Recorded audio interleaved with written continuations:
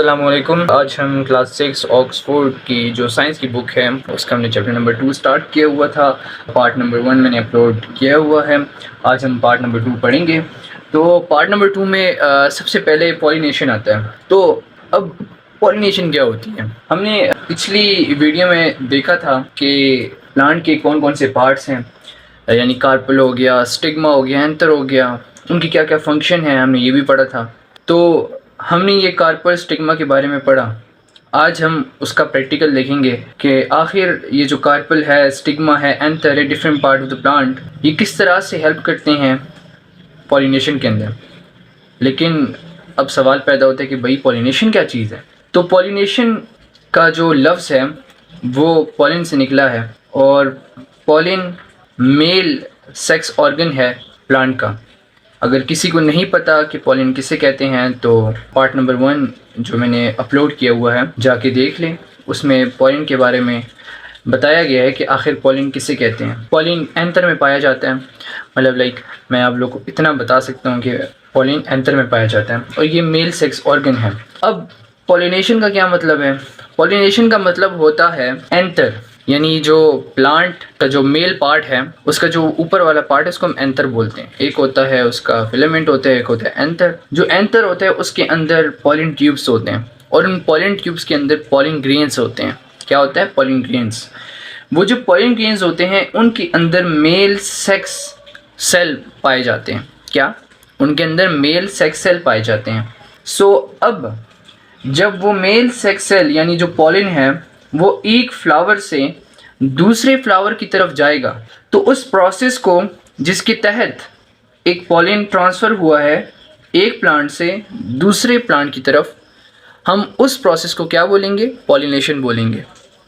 तो अगर मैं पॉलिनेशन को बोलूँ कि the transfer of pollen grain from one flower to another flower, it is called pollination. तो ये प्रोसेस मेरे पास क्या कहलाएगा? पॉलिनेशन कहलाएगा। तो मैंने जिस तरह पहले बताया कि पॉलिनेशन का जो नाम है वो भी डिराइव पॉलन से हुआ है, क्योंकि इसके अंदर सारा का सारा जितना भी इस प्रोसेस के अंदर एक असर सलूक है, जितना भी इस प्रोसेस के अंदर फंक्शन है वो पॉलिन अदा कर रहे हैं। तो इस वजह से हम इस प्रोसेस को ही जो है पॉलिनेशन बोलते हैं। अब इन्होंने इधर लिखा हुआ है कि pollination is the first step of reproduction in plants.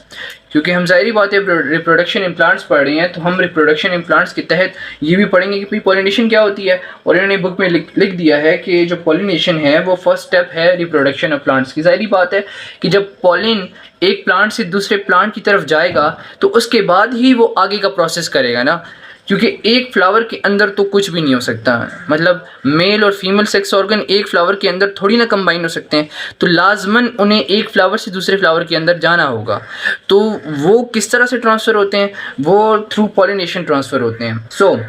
अब पॉलिनेशन बाय इंसेक्ट्स होती है। अच्छा, जो पॉलिनेशन होती है ना वो 2-3 ज़राए से होती है, यानी 2-3 उसके पास हमारे पास जो है ना वेज़ हैं पॉलिनेशन अकर होने के।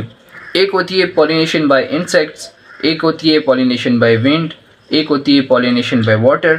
और तो अभी हम पढ़ते हैं ज़रा पॉलिनेशन बाय इंसेक्ट्स की। तो insects such as bee visit flowers to collect nectar and pollen from for their food. The shape and structure of the flower means that while the bees are collecting food, their hairy bodies become covered in the pollen grains. As the bee visit other flowers, pollen is transported from the anther of one flower to the stigma of another. This is called cross-pollination. Sometimes pollen from a flower is deposited on its own stigma. This is called self-pollination. अच्छा, अब इन्होंने हमें बताया कि भाई pollination by insects किस तरह से होता है। तो डिफरेंट टाइप ऑफ इंसेक्ट्स होते हैं, लेकिन जो एक आम और जो कॉमन और सबसे पॉपुलर एग्जांपल है पॉलिनेशन बाय इंसेक्ट्स की वो है बीस की। बीस सब ने देखी हुई है कि बी क्या होता है। तो जो बी होती है जब शहद बनाती है तो उसके लिए उससे नेक्टर चाहिए होता है। नेक्टर एक शुगरी फ्लूइड है जो कि प्लांट्स में स्टिग्मा में पाया जाता है और उसमें डीप में नहीं जाता, लेकिन बस एक नेक्टर होता है जो कि एक शुगरी फ्लूइड होता है। बीज फ्लावर से नेक्टर कलेक्ट करने के लिए आते हैं। तो जिस तरह से बी है ये आई इधर स्टिग्मा के ऊपर अटैच हुई ना, तो अब ये नेक्टर कलेक्ट करने के लिए आ रही है। लेकिन अब अल्लाह ताला का निज़ाम देखिए कि बी अपना काम तो कर रही है, वो नेक्टर कलेक्ट कर रही है, लेकिन इन रिटर्न जो प्लांट है वो अपने जो पॉलिन्स हैं वो बी के जो हेयरी बॉडी होती है उसके साथ स्टिक कर देते हैं। ज़ाहिर बात है क्योंकि स्टिग्मा जो कि होता है वो स्टिकी भी होता है और जो बी होता है उसकी जो बॉडी होती है वो हेयरी होती है। तो जो पॉलिन्स होते हैं, जो कि एंथर से पॉलिन्स होते हैं, वो क्या हो जाते हैं, वो अटैच हो जाते हैं टू द बॉडी ऑफ बीज। अब ये बी इसने नेक्टर कलेक्ट कर लिया एक फ्लावर से, अब ये बी दूसरे फ्लावर पे जाएगी। अब इस तरह से ये जा रही है दूसरे फ्लावर पे। इधर जब इधर आ जाएगी तो ये जो बी होगी ये स्टिग्मा के ऊपर आएगी, क्योंकि ज़ाहिरी बात है कि नेक्टर स्टिग्मा के साथ ही होता है, मतलब स्टिग्मा के नीचे होता है। तो जब बी स्टिग्मा के ऊपर आएगी तो जो पॉलिन होंगे जो इसकी हेयरी बॉडी के साथ अटैच हो गए होंगे, वो इधर से जो हेयरी बॉडी है बी की उधर से जड़ जाएंगे और नीचे यानी स्टिग्मा के थ्रू स्टाइल और स्टाइल के थ्रू ये जाएंगे ओव्यूल के अंदर। और ओव्यूल के अंदर हमने पिछली वीडियो में पढ़ा था कि ओव्यूल के अंदर क्या पाया जाता है, एग्स पाए जाते हैं। और एग्स क्या होते हैं, वो होता है female part of the body. जो मेल सेक्स सेल है वो थ्रू बी स्टिग्मा के ऊपर आ जाएगा, स्टिग्मा से वो स्टाइल के थ्रू आएगा ओव्यूल के अंदर। ओव्यूल के अंदर हैं एग्स। अब ये जो एग्स हैं ये क्या है, ये फीमेल सेक्स सेल्स हैं। तो और जो पॉलिन है वो है मेल सेक्स सेल। तो जो पॉलिन जब ओव्यूल के अंदर आएगा तो मेल सेक्स सेल और फीमेल सेक्स सेल दोनों कंबाइन हो जाएंगे, जिसकी वजह से आगे वाली रिप्रोडक्शन होगी, यानी ज़ाइगोट बनेगा और ज़ाइगोट से आगे फिर प्लांट बनेगा। तो ये इधर तो बात समझ आ गई कि भाई पॉलिनेशन में क्या क्या हो रहा है, इंसेक्ट्स क्या कर रहे हैं। लेकिन अब इसके अंदर एक और चीज़ है कि दो टाइप्स ऑफ पॉलिनेशन होती है थ्रू इंसेक्ट्स। एक होती है क्रॉस पॉलिनेशन, एक होती है सेल्फ पॉलिनेशन।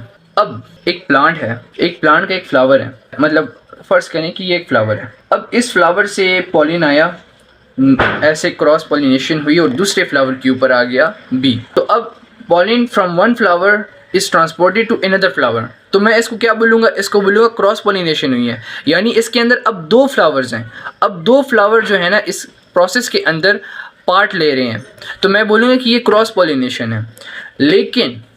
लेकिन अगर जो बी है या एक पॉलिन है वो अपने ही एंथर से निकलकर अपने ही फ्लावर के स्टिग्मा के ऊपर, क्या यानी अगर मेल पार्ट है, मेल ऑर्गन है, मेल ऑर्गन से पॉलिन निकलता है और वो अपने ही फ्लावर के फीमेल ऑर्गन के ऊपर आ जाता है, यानी उसके ऊपर अटैच हो जाता है, तो हम उसको क्या बोलेंगे, सेल्फ पॉलिनेशन बोलेंगे। जिस तरह इन्होंने कहा कि the pollen from a flower is deposited on its own stigma, यानी जो pollen male part of plant या मेन पार्ट ऑफ फ्लावर से आया है वो डिपॉजिट हुआ है, यानी वो अपने ही फ्लावर के स्टिग्मा के ऊपर डिपॉजिट हो चुका है।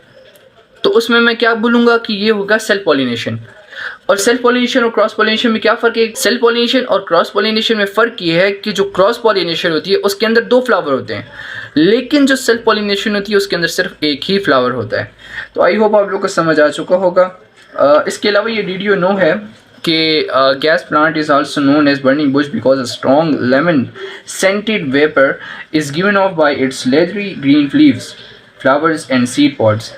The vapor oils can easily catch fire in hot weather which goes all over the plant. ये MCQs के लिए इम्पॉर्टेंट है कि जो गैस प्लांट होता है इसको हम बर्निंग बुश भी बोलते हैं, यानी अपने जो इसका फ्लावर होता है उससे ये एक एज अ वेपर टाइप खारिज करते हैं। जिस तरह से आपके पास जो बॉयल वाटर होता है उससे हमारे पास ऊपर वेपर एग्जर्ट हो रहे होते हैं, तो इसी तरह से इसके ये जो प्लांट है इससे स्ट्रॉन्ग लेमन सेंटेड, यानी जो नींबू होता है, जो लेमन होता है, तो उस तरह की कोई खुशबू टाइप एक वेपर होता है वो एग्जर्ट होता है। और वो क्या करता है, वो जो वेपर होता है वो फायर को जो है ना इजीली कैच कर सकता है, यानी वो जल्दी आग पकड़ सकता है, तो इस वजह से हम इसको बर्निंग बुश बोलते हैं। सो ये ज़्यादा इंपॉर्टेंट नहीं है, but you can like just read it, क्या पता MCQs में आ जाए। ओके, अब आते हैं ज़रा हम पॉलिनेशन बाय विंड की तरफ। तो जिस तरह हमने अभी पॉलिनेशन बाय इंसेक्ट्स पढ़ी कि भाई पॉलिनेशन बाय इंसेक्ट्स में क्या होता है कि जो पॉलिनेशन बाय इंसेक्ट्स होती है उसके अंदर हमने पढ़ चुके हैं कि दो टाइप होती हैं, एक होता है क्रॉस पॉलिनेशन, एक होता है सेल्फ पॉलिनेशन। तो अब हम पढ़ेंगे कि पॉलिनेशन बाय विंड किस तरह की होती है, पॉलिनेशन ऑफ विंड किस तरह से होता है। तो the pollen grain of some flowers are carried not by insects but by the wind. Instead of being sticky, to enable them to become attached to the body of an insect, the grain are smooth and very light, so that they can be blown over long distances by air currents. For example, grasses are wind pollinated. The anthers and stamen hang outside the flower to help release and capture pollen. Wind pollinated flowers are usually much smaller than insect pollinated flowers and are not so attractive to look at. The hazel catkins shown in the illustration are a good example. Hazel catkins are locally also known as aveza. Okay, तो अब ज़रा reading हो चुकी, अब हम ज़रा पढ़ेंगे कि भाई पॉलिनेशन बाय विंड होती किस तरह से। तो जो पॉलिनेशन ऑफ विंड होती है, जो फ्लावर्स पॉलिनेशन थ्रू विंड करते हैं वो किस तरह से होते हैं, पहले ज़रा उसके बारे में पढ़ते हैं। तो हमने पढ़ा था कि जो इंसेक्ट्स होते हैं, इंसेक्ट से जो पॉलिनेशन होती है वो स्टिकी होते हैं, यानी वो एक नेक्टर जो है वो सेक्रेट करते हैं और वो स्टिकी होते हैं। लेकिन जो पॉलिनेशन बाय विंड्स है वो स्टिकी नहीं होते हैं। अच्छा, अब हम पढ़ेंगे कि पॉलिनेशन ऑफ विंड की जो फ्लावर्स होते हैं, यानी जो फ्लावर्स पॉलिनेशन ऑफ विंड जो है कैरी आउट करते हैं वो किस तरह से होते हैं। तो कुछ कैरेक्टरिस्टिक्स हैं उन फ्लावर्स की जो पॉलिनेशन बाय विंड करती हैं, कि जो पॉलिनेशन बाय विंड वाले फ्लावर्स हैं, एक तो वो छोटे होते हैं, स्मॉल इन साइज़ होते हैं, यानी वो लाइट होते हैं, स्मॉल इन साइज़ होते हैं। इसके अलावा वो अट्रैक्टिव नहीं होते। जिस तरह से वो फ्लावर जो कि पॉलिनेशन बाय इंसेक्ट करते हैं वो थोड़े अट्रैक्टिव होते हैं क्योंकि कलरफुल होते हैं। ज़ाहिर बात है, जब कलरफुल होगी चीज़ तो इंसेक्ट्स उसकी तरफ अट्रैक्ट होंगे। लेकिन जो विंड होता है, क्योंकि इसके अंदर कोई इंसेक्ट्स का कोई पार्ट वगैरह फंक्शन नहीं होता, इस वजह से ये लोग इतने अट्रैक्टिव नहीं होते, ये फ्लावर्स इतने अट्रैक्टिव नहीं होते और ये थोड़े स्मॉल होते हैं साइज़ के अंदर। जिस तरह से पॉलिनेशन बाय इंसेक्ट्स के जो फ्लावर्स होते हैं वो थोड़े लार्ज इन साइज़ होते हैं, लेकिन ये स्मॉल इन साइज़ होते हैं। इसके अलावा इनके जो एंथर और फिलामेंट हैं, यानी इनके जो स्टेमन्स हैं, जो मेल पार्ट है इनका, ये बाहर निकले होते हैं। जो पेटल्स हैं, यानी आप देख सकते हैं कि जो पेटल्स हैं इनसे हमारे जो स्टेमन है वो बाहर निकले हुए हैं। लेकिन जो पॉलिनेशन बाय इंसेक्ट्स वाले फ्लावर्स हैं उनके अंदर जो स्टेमन है वो पेटल्स के अंदर होते हैं, यानी वो बाहर नहीं निकले होते। इसके अलावा जो इसके पॉलिन्स होते हैं, अब इसके अंदर बुक के अंदर वो चीज़ नहीं लिखी हुई, लेकिन इसके जो पॉलिन्स होते हैं वो हेरी होते हैं। क्या होते हैं? वो हेरी होते हैं और वो हल्के होते हैं, वो लेस इन वेट होते हैं। क्यों लेस इन वेट होते हैं? वो इस वजह से लेस इन वेट होते हैं ताकि जो विंड आए, अब हवा इधर से आएगी, ये हमारे पास स्टेमन है, ये एंथर है, एंथर के पास पॉलिन्स है, तो जो हवा है वो लाइट वेटेड पॉलिन्स को, यानी अगर पॉलिन हल्के होंगे तो वो हवा के साथ जो है ना मूव करेंगे। तो इस वजह से जो हमारे पॉलिन होते हैं, जो कि पॉलिनेशन बाय विंड वाले होते हैं, वो हल्के होते हैं ताकि वो हवा के साथ आराम से मूव कर सकें। और जब वो आराम से मूव करते हैं तो पॉलिन जो है carried by wind to another flower. तो इस तरह से हमारे पास पॉलिनेशन बाय विंड होती है। आई होप आप लोगों को समझ आ चुका होगा कि क्या पॉलिनेशन बाय विंड होती है। ज़ाहिर बात है कि कुछ मेन कैरेक्टरिस्टिक मैंने बता दी, आप इनको नोट कर लें, पॉइंट्स की सूरत में लिख लें और उनको याद कर लें। सबसे पहला पॉइंट ये कि ये फ्लावर्स नॉट अट्रैक्टिव होते हैं, यानी ये अट्रैक्टिव नहीं होते हैं। इसके अलावा ये स्मॉल इन साइज़ होते हैं। इसके अलावा इनके जो स्टेमन होते हैं वो बाहर निकले होते हैं। और इसके अलावा जो इनका पॉलिन होता है, जो पॉलिन ग्रेन होता है, वो लेस इन वेट होता है, यानी वो हल्का होता है। और इसके अलावा इसके जो पॉलिन होते हैं वो लाइक हेरी होते हैं और वो आराम से विंड के साथ मूव कर सकते हैं। सो ये कुछ पॉइंट्स हैं पॉलिनेशन बाय विंड के लिए।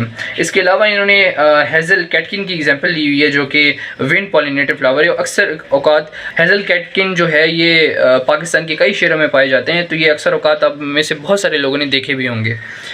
अच्छा, तो अब आते हैं ज़रा हम फर्टिलाइजेशन की तरफ। तो अब फर्टिलाइजेशन क्या चीज़ है? तो फर्टिलाइजेशन बड़ा ही आसान सा एक टॉपिक है। फर्टिलाइजेशन का हम पहले पढ़ चुके हैं, लेकिन बस हमने नाम नहीं दिया हुआ था। बाकी हमें पता है कि फर्टिलाइजेशन में क्या क्या चीज़ें होती हैं। मैंने जिस तरह से आपको पॉलिनेशन बाय इंसेक्ट्स के अंदर सारा कुछ बता दिया था कि एक पॉलिन आएगा, वो स्टिग्मा के ऊपर अटैच होगा।